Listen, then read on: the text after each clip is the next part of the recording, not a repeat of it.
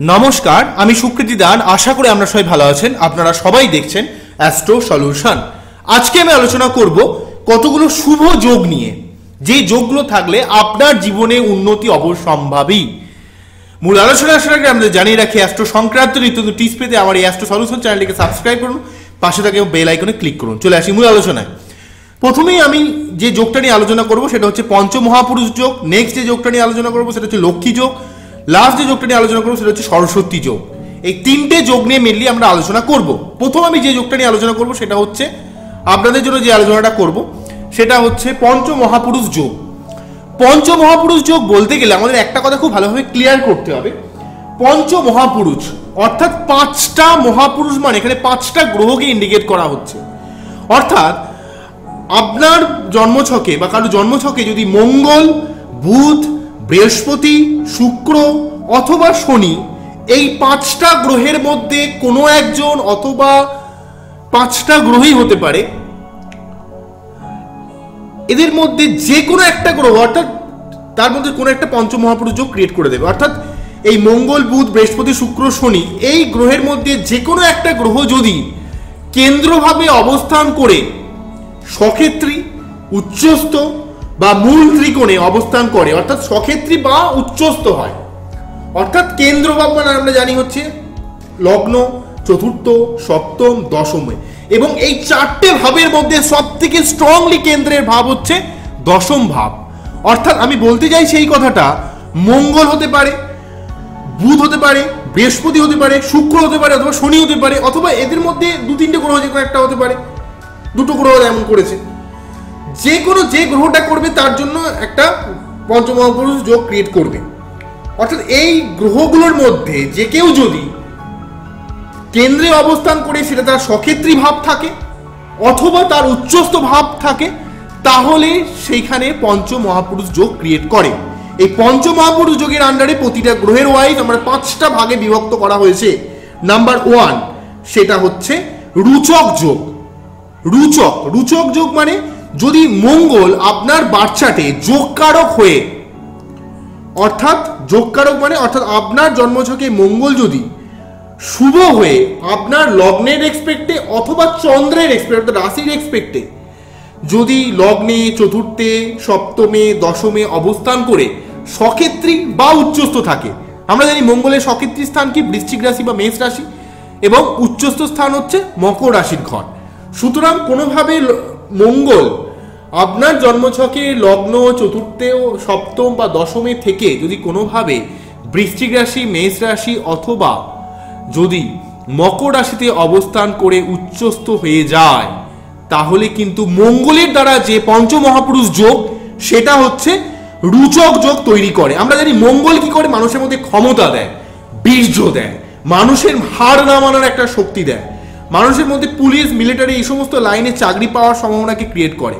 দশম ভাবে যদি এই যোগটা ক্রিয়েট হয়ে যায়, এই যদি রুচক যোগ যদি ক্রিয়েট করে যায়, তাহলে কিন্তু জেনারেলি পুলিশ, মিলিটারি লাইনে বা কোনো রকম অ্যাডমিনিস্ট্রেটিভ লাইনে চাকরির সম্ভাবনাকে জোরালো করে।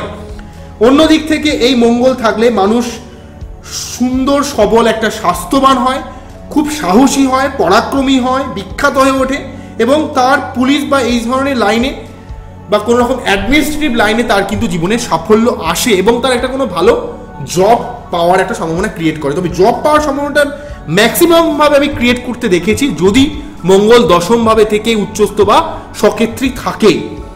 ওকে, এছাড়া এই মঙ্গলের জন্য আপনার একটা ওভারঅল সাহস বা পরাক্রমের জন্য ওভারঅল প্রচুর সম্পত্তি আপনি লাভ করতে পারেন।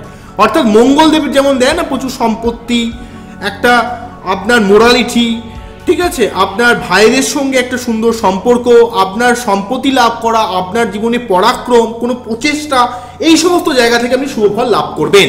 মেয়েদের ক্ষেত্রে বিবাহিত লাইফ সঙ্গে সঙ্গে ভালো হয়ে যাবে। যতই নেগেটিভিটি বাচ্চাদের অন্যান্য থাকুক না কেন, আপনার মঙ্গল যদি এইভাবে কোনোভাবে পীড়িত না হয়ে যদি রুচক যোগ ক্রিয়েট করে, তাহলে কিন্তু অটোমেটিক্যালি ভাবে আপনার এই মঙ্গল আপনাকে বিবাহিত লাইফে শত প্রবলেম থেকেও কিন্তু টেনে বার করে দেবে। ঠিক আছে, মেয়েদের ক্ষেত্রে যদি কোনোভাবে রুচক যোগ তৈরি করে। নাম্বার 2 যেটা বলবো, যদি বুধ একইভাবে লগ্ন, চতুর্থ, সপ্তম, দশম অর্থাৎ কেন্দ্রে থেকে কোনোভাবে সক্ষেত্রী বা উচ্চস্থ হয়, অর্থাৎ বুধের সক্ষেত্রী স্থান কি মিথুন রাশির ঘর অথবা কন্যা রাশির ঘর, উচ্চস্থ স্থান কি কন্যা রাশির ঘরই, কন্যা রাশির ঘরেই কিন্তু বুধ উচ্চস্থ হয়। অর্থাৎ বুধ যদি কোনোভাবে আপনার লগ্নের এক্সপেক্টে বা চন্দ্রের এক্সপেক্টে অর্থাৎ লগ্নের এক্সপেক্টে বা রাশির এক্সপেক্টে যদি বুধ কোনোভাবে যদি আপনার লগ্নে, চতুর্থে, সপ্তমে, দশমে থেকে মিথুন রাশি বা কন্যা রাশির ঘরে অবস্থান করে, তাহলে কিন্তু বুধের দ্বারা যে গঠিত যে পঞ্চমহাপুরুষ যোগ অর্থাৎ ভদ্র যোগ তৈরি হয়।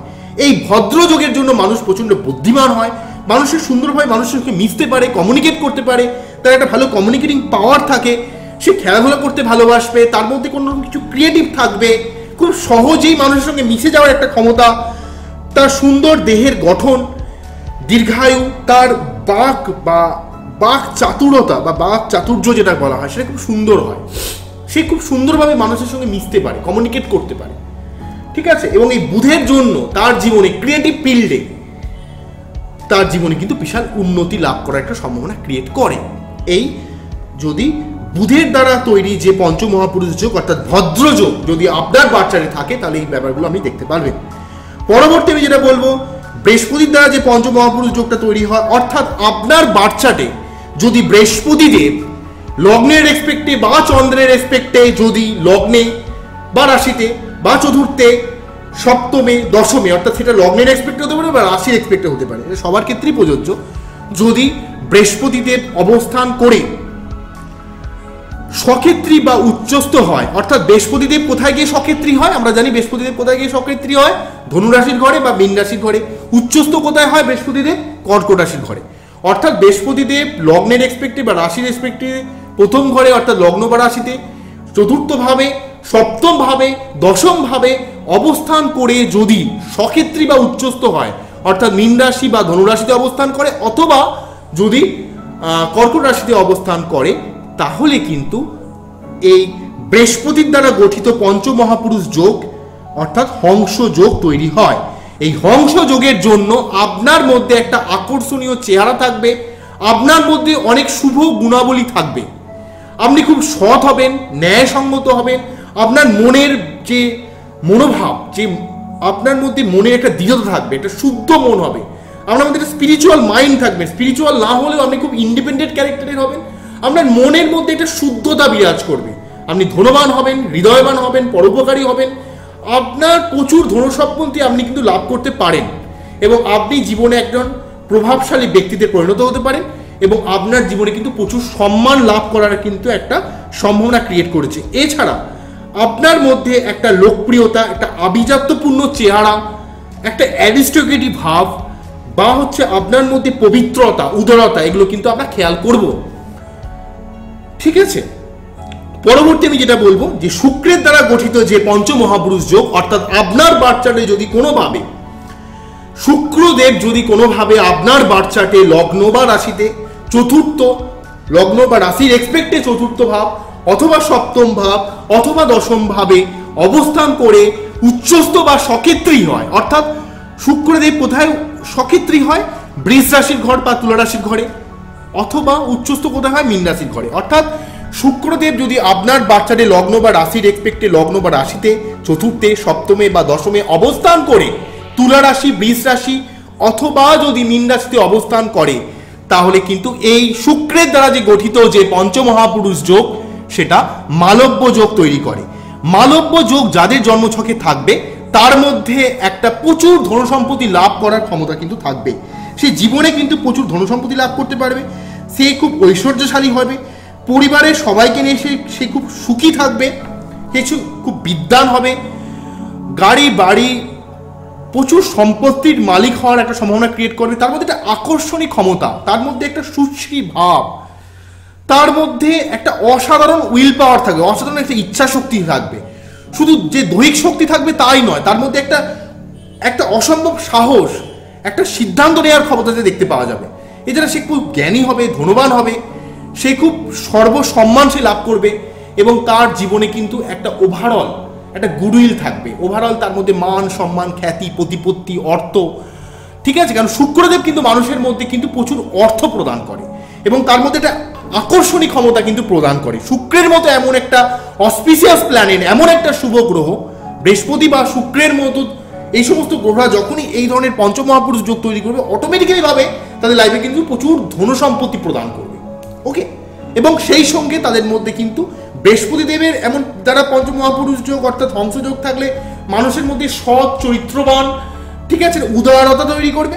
আর শুক্রের দ্বারা এমন মালব্য যোগ, এমন পঞ্চমহাপুরুষ যোগ তৈরি করে তার মধ্যে কিন্তু প্রচুর সম্পত্তি থাকবে, তার আকর্ষণী ক্ষমতা থাকবে, সবাইকে নিয়ে ব্যালেন্স করার একটা ক্ষমতা থাকবে, সবাইকে নিয়ে চলার একটা ক্ষমতা কিন্তু ক্রিয়েট করবেই করবে।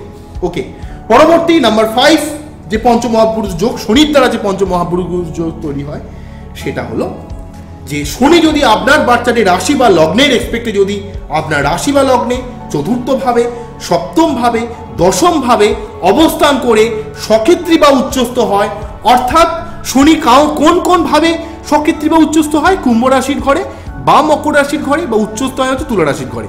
অর্থাৎ শনি আপনার বাচ্চাটির রাশির রেসপেক্টে বা লগ্নের রেসপেক্টে, লগ্ন রাশিতে চতুর্থে, সপ্তমে, দশমে অবস্থান করে যদি সেই ঘরটা যদি কুম্ভ রাশির ঘর, মকর রাশির ঘর, তুলা রাশির ঘর হয়, তাহলে শনির দ্বারা যে গঠিত যে পঞ্চমহাপুরুষ যোগ, সেই পঞ্চমহাপুরুষ যোগ অর্থাৎ শস যোগ তৈরি করে। শস যোগ তৈরি করলে মানুষ অ্যাকচুয়ালি প্রচণ্ড বাস্তববাদী হয়, প্রচণ্ড কর্মঠ হয়, তার মধ্যে একটা জীবনে কিছু করার, কিছু গঠনমূলক কিছু করার কিছু ক্ষমতা থাকে, সে খুব ধৈর্যমান হয়, তার জীবনের শত প্রতিকূলতা থেকে ধৈর্যের দ্বারা কিন্তু জীবনের সর্বাত্মকভাবে উন্নতি করতে পারে। তার যে প্রচুর দাসদাসী থাকবে, শুভ গ্রহের প্রভাব থাকলে এই যোগটা আরও কিন্তু ভালো একটা প্রভাব দেবে, এবং তাকে কিন্তু জীবনে কোনো ইন্ডাস্ট্রিয়ালিস্ট অর্থাৎ কোনো শিল্পপতি বা এন্টারপ্রেনারশিপ, নিজের কোনো দ্বারা কোনো ব্যবসা বা কোনো ইন্ডাস্ট্রি সে কিন্তু গঠন করার মতো ক্ষমতা তার মধ্যে থাকবেই থাকবে। ঠিক আছে, এই হলো ওভারঅল এই 5টা গ্রহের দ্বারা গঠিত এক একটা পঞ্চমহাপুরুষ যোগ।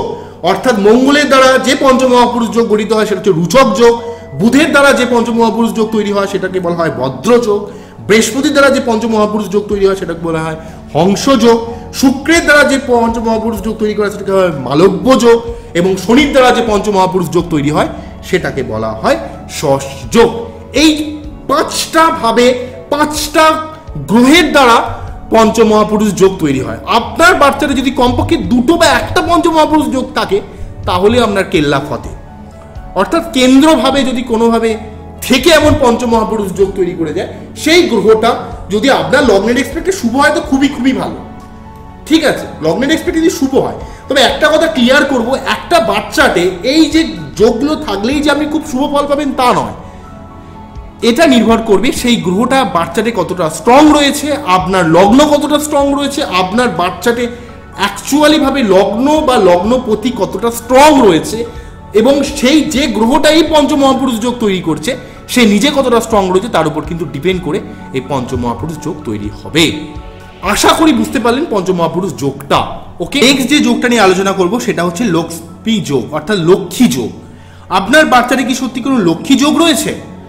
এই লক্ষ্মী যোগ কি কি ফরমেশনে ক্রিয়েট করে দেখুন, এই কথাগুলো মনে রাখবেন। আপনার বাচ্চাটে লগ্ন অর্থাৎ আপনার যে লগ্নপতি, যে সেই লগ্নপতি এবং লগ্নপতি কমা দিয়ে নবমপতি এবং শুক্র, এই 3টে ব্যাপারকেও ভালোভাবে দেখবেন।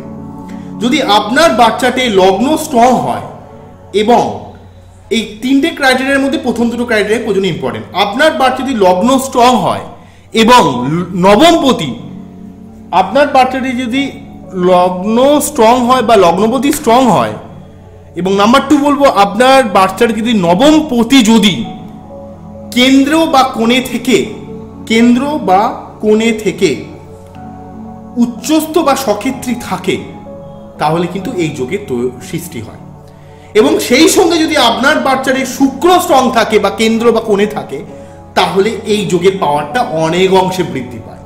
তাহলে প্রথম ক্রাইটেরিয়া দুটো খুব ইম্পর্টেন্ট। প্রথম কি ক্রাইটেরিয়া বললো যে আপনার বাচ্চারে যদি লগ্ন বা লগ্নপতি যদি স্ট্রং থাকে, এবং আপনার বাচ্চারে যদি নবমপতি কেন্দ্র বা কোণে অর্থাৎ 1, 4, 7, 10 অথবা 1, 5, 9 এই কেন্দ্র কোণে থেকে সক্ষেত্রী বা উচ্চস্থ থাকে, অর্থাৎ লগ্ন এবং লগ্নপতি যদি স্ট্রং থাকে এবং নবমপতি যদি এই কেন্দ্রকোণে থেকে সক্ষেত্রী বা উচ্চস্থ থাকে তাহলে কিন্তু জেনারেলভাবে লক্ষ্মীযোগ তৈরি হয়। এবং সেই সঙ্গে যদি আপনার বাচ্চাদের শুক্র স্ট্রং থাকে, বিশেষ করে যদি কেন্দ্রকোণে অবস্থান করে, তাই এই যোগের জন্য অনেক অংশে আপনি শুভফল লাভ করবেন। কি কি শুভফল লাভ করবেন লক্ষ্মী যোগের জন্য?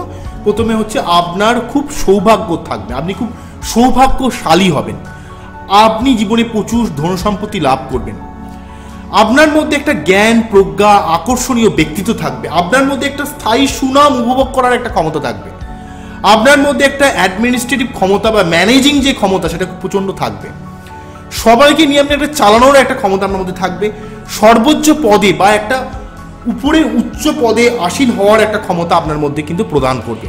এছাড়া আপনি জীবনে প্রচণ্ডভাবে অর্থ, টাকা পয়সা, সম্পদ, পরিবারের যে সুখ সেগুলো কিন্তু লাভ করতে, লক্ষ্মী সুলভ যে ব্যাপারটা সেটা শুধু অর্থই নয়, অর্থ তো থাকবেই, সম্পদশালী হবেন, আপনার মধ্যে একটা সৌন্দর্য একটা বোধ থাকবে, আপনার মধ্যে একটা সুরুচি বা অ্যারিস্টোক্রেসি যে ব্যাপারটা, এবং আপনি প্রচণ্ড সৌভাগ্যশীল হবেন, আপনার দ্বারা কিন্তু পরিবারের প্রচুর উন্নতি হবে। এটা কিন্তু লক্ষ্মী যোগ থেকে ইন্ডিকেট করে। তাই যাদের বাচ্চাদের লক্ষ্মী যোগ থাকবে তারা প্রচুর সম্পত্তি লাভ করতে পারবেন, প্রচুর সুনাম লাভ করতে পারবেন, এবং সেই সুনামের দ্বারা জীবনে কিন্তু প্রচুর উন্নতি করবেন, এবং তার মধ্যে পারিবারিক যে গৃহশান্তির ব্যাপারটাও কিন্তু সেখান থেকেও কিন্তু সে কিন্তু খুব শুভত্ব ফল লাভ করার একটা ক্ষমতা বর্তায়।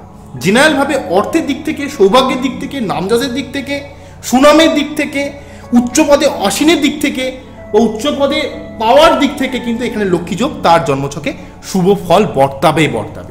ওকে, আশা করি আমরা বুঝতে পারলেন। নেক্সট যে যোগটা নিয়ে আলোচনা করব সেটা হচ্ছে সরস্বতী যোগ।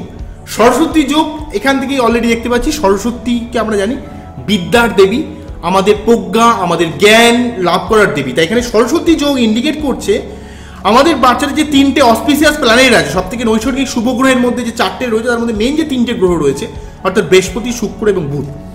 দেখুন, যদি জন্মছকে বৃহস্পতি, শুক্র, বুধ এই সমস্ত গ্রহগুলো পৃথকভাবে অথবা একসাথে যদি আপনার বাচ্চাটি দ্বিতীয়, চতুর্থ, পঞ্চম, সপ্তম, নবম, দশম, এই ভাবগুলো মনে রাখবেন। দ্বিতীয়, চতুর্থ, পঞ্চম, সপ্তম, নবম বা দশমে জেনারেলভাবে লগ্নের এক্সপেক্টেড, রাশির এক্সপেক্টও ধরতে পারেন, যদি অবস্থান করে তাহলে কিন্তু সরস্বতী যোগ তৈরি করে। তবে জেনারেলভাবে যে তিনটে গ্রহকেই এমন করতে হবে তা নয়, কমপক্ষে দুটো গ্রহ করলেও কিন্তু ক্রিয়েট করতে আমি দেখেছি। ঠিক আছে, মানে বৃহস্পতি, বুধ এবং শুক্র এই তিনটে গ্রহের মধ্যে কমপক্ষে দুটো গ্রহ হলে হবে। তিনটে গ্রহ হলে তো খুবই ভালো কথা। যদি দ্বিতীয় ভাব, চতুর্থ ভাব, পঞ্চম ভাব, সপ্তম ভাব, নবম ভাব, দশম ভাব এই সমস্ত ভাবে থাকে এবং যদি উচ্চস্থ হয় বা সক্ষেত্রী হয় তাহলে আরও ভালো। তবে থাকলেই কিন্তু জিনিসটা হবে, তাহলে কিন্তু সরস্বতী যোগ তৈরি করে। জেনারেলিভাবে এই সরস্বতী যোগ থাকলে মানুষের মধ্যে একটা লেখনী শক্তি, কবি বা লেখক, কোনো সাহিত্যিক হওয়ার একটা ক্ষমতা ক্রিয়েট করে। তার বহু বিষয়ে তার জ্ঞান থাকে, তার জীবনে প্রচুর মান সম্মান প্রশংসা সে লাভ করতে পারে, এবং তার জীবনে সন্তান বা স্ত্রী সংক্রান্ত ব্যাপারে কিন্তু সুখ প্রদান করার একটা সম্ভাবনা ক্রিয়েট করে, এবং তার জীবনে পারিবারিক সুখের থেকে তার জীবনে কিন্তু শুভফল লাভ করেন। রবীন্দ্রনাথ ঠাকুরের জীবনেও কিন্তু অ্যাকচুয়ালি এই সরস্বতী যোগ ছিল, তার কুণ্ডলিতে কিন্তু সরস্বতী যোগ ছিল, তাই তিনি এত বড় লেখক বা এত বড় একজন সাহিত্যিক হতে পেরেছেন। ঠিক আছে, এত বড় একজন কবি হতে পেরেছেন। ঠিক আছে, তা যিনি নোবেল পুরস্কার পেয়েছেন, আমাদের বাঙালির গর্ব। অ্যাকচুয়ালি কিন্তু রবীন্দ্রনাথ ঠাকুরের মতো অনেকেরই হয়তো বাচ্চারা দেখতে পাওয়া যাবে যে সরস্বতী যোগ রয়েছে, কিন্তু তারা কিন্তু রবীন্দ্রনাথ ঠাকুরের মতো এত মান সম্মান বা প্রতিপত্তি পায়নি। তাই একটা যোগ জেনারেলভাবে ক্রিয়েট হলেই যে বলা যাবে আপনি সব কিছু পেয়ে যাবেন তা নয়। এই যোগটার জন্য নির্ভর করে এই যে পার্টিকুলার যে গ্রহগুলো আপনার বাচ্চাটে এই যোগটা তৈরি করেছে, সেই গ্রহগুলো আপনার বাচ্চাটে কতটা স্ট্রং রয়েছে, কতটা স্টেবল রয়েছে সেটা নির্ভর করবে, এবং সেই সঙ্গে আপনার লগ্ন বা লগ্নপতি আপনার বাচ্চাটি কতটা স্ট্রং রয়েছে, বিশেষত লগ্নপতি আপনার বাচ্চাটি কতটা স্ট্রং রয়েছে সেটার উপর খুব ডিপেন্ড করে। অন্যদিক থেকে রবীন্দ্রনাথ ঠাকুরের দিক থেকে দেখতে পাওয়া যায়, কারণ অ্যাকচুয়ালি কিন্তু এই সরস্বতী যোগ পড়াশোনা অর্থাৎ লেখনী শক্তি, কবিতা বা সাহিত্যিক এই সমস্ত জায়গায় যেমন শুভ ফল দেয়, তেমন পরিবার বা সন্তান বা স্ত্রী বা লাইফ পার্টনার এই সমস্ত জায়গায় কিন্তু শুভ ফল দেওয়ার চেষ্টা করে। কিন্তু রবীন্দ্রনাথ ঠাকুরের জীবনে যেমন তিনি বিশাল সাফল্য লাভ করেছেন তার কবিতার মাধ্যমে, তার সাহিত্যকতার মাধ্যমে তার জীবনে বিশাল একটা জায়গায় গেছেন, কিন্তু তার জীবনে ইতিহাসের পাতা খুঁজলে দেখতে পাওয়া যাবে তার জীবনে কিন্তু সন্তান সুখ বা তার পত্নী সুখে কিন্তু তিনি সুখী ছিলেন না। তার জীবনে প্রচুর তাকে মৃত্যু দেখতে হয়েছে, তার জীবনে প্রচুর যন্ত্রণা ভোগ করতে হয়েছে, তার জীবনে যেমন প্রচুর সাফল্য এসছে এই যোগটার জন্য।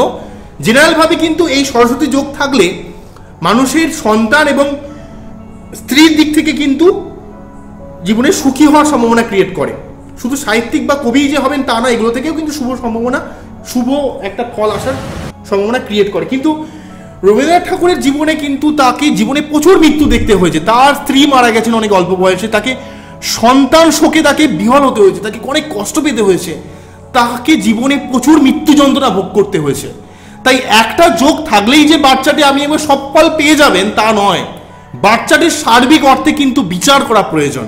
একজন অভিজ্ঞ অ্যাস্ট্রোলজারের সাহায্যে আপনি এই অরিজিনালভাবে কিন্তু কতটা শুভ রয়েছে কতটা অশুভ রয়েছে, অশুভত্বটাকে কিভাবে কাটানো যায় সেইগুলো কিন্তু একজন অভিজ্ঞ অ্যাস্ট্রোলজারের সাহায্যে এগুলোকে কিন্তু সঠিকভাবে রেমেডির মাধ্যমে অনেকটা প্রবলেম কাটানো যায়। কেউ বলতে পারে না যে আমি 100% প্রবলেমকে কাটিয়ে দেবো, কারণ এটা ঈশ্বরদত্তা জিনিস।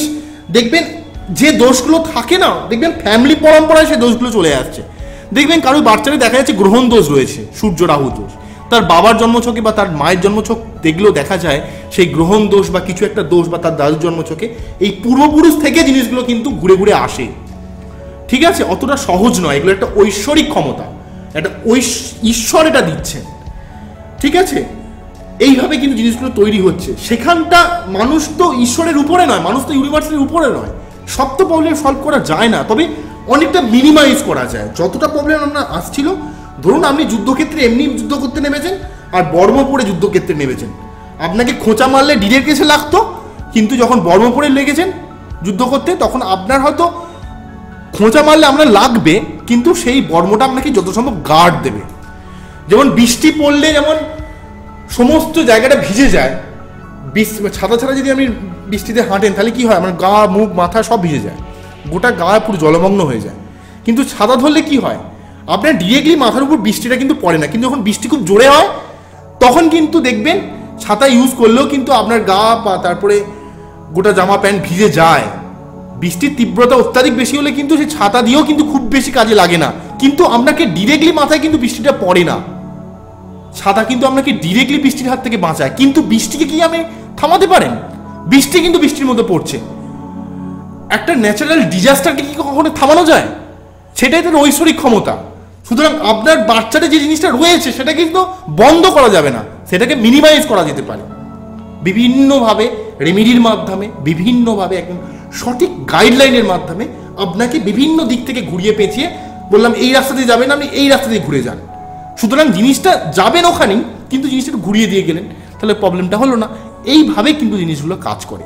সুতরাং একটা যোগ ক্রিয়েট করলেই বলা যায় না আমরা সব বিশাল সুবত্ব হয়ে যাবে, সেগুলো অনেকগুলো ব্যাপারকে দেখতে হবে, দুম করে একটা কথা বলা যায় না।